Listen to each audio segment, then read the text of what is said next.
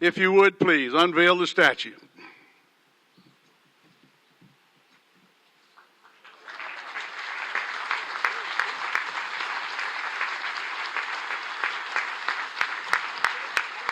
Fritz Hollings was a great leader, a servant of the people. He did so many great things for our state.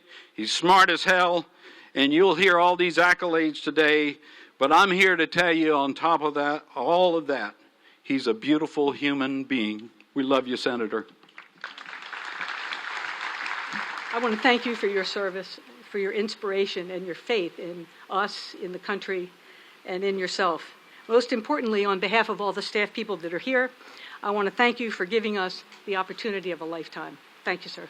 So I think I can say without challenge that few men in our country can match Senator Hollings' record of vision and accomplishment for his state and for his country.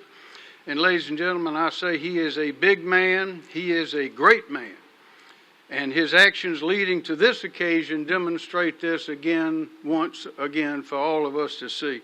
So Senator Hollings, speaking on behalf of millions of grateful citizens, thank you.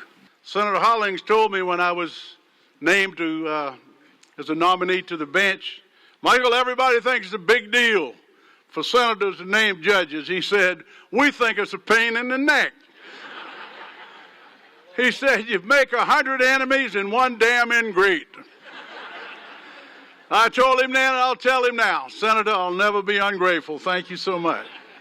They will never be able to know the full impact of Fritz Hollings because nobody, as Mayor Riley says, has any ability to know what impact the WIC program has had on women and children. Nobody will ever know the full impact of what the Congaree National Park, the South Carolina National Heritage Corridor, and all of those creative programs that Fritz Hollings made possible for us to enjoy here.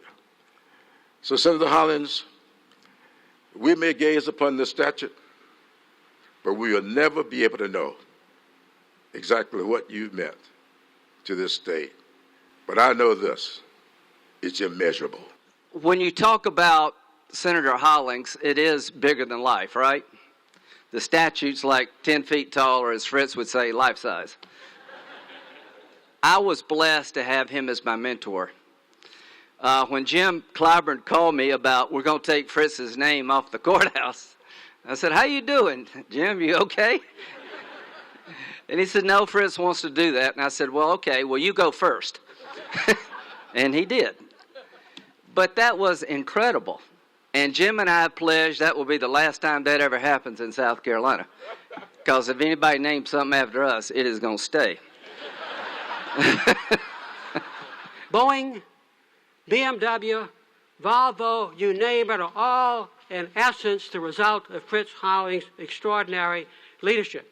He balanced the state's budget for the first time.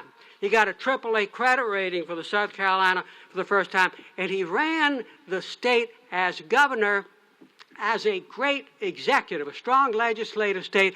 And we all knew back then, as we know now, that Fritz Hollings would have made a phenomenal president of the United States of America. And it's just unfortunate, our country, because he was at heart a doer and an executive and a leader, and I might say he would have been a great president of the United States, just like somebody else with us today, Vice President Joe Biden. There's no doubt about that. Always about the other person. That's why you're so damn successful, Fritz. You taught me the best way to get legislation passed is give somebody else credit. Not a joke. You did. You did it. I've had public service for 52 years. I was elected to the Senate 7 times. I'm 95 and over the hill, and I've never been overwhelmed, but you got to be listening to all the speakers.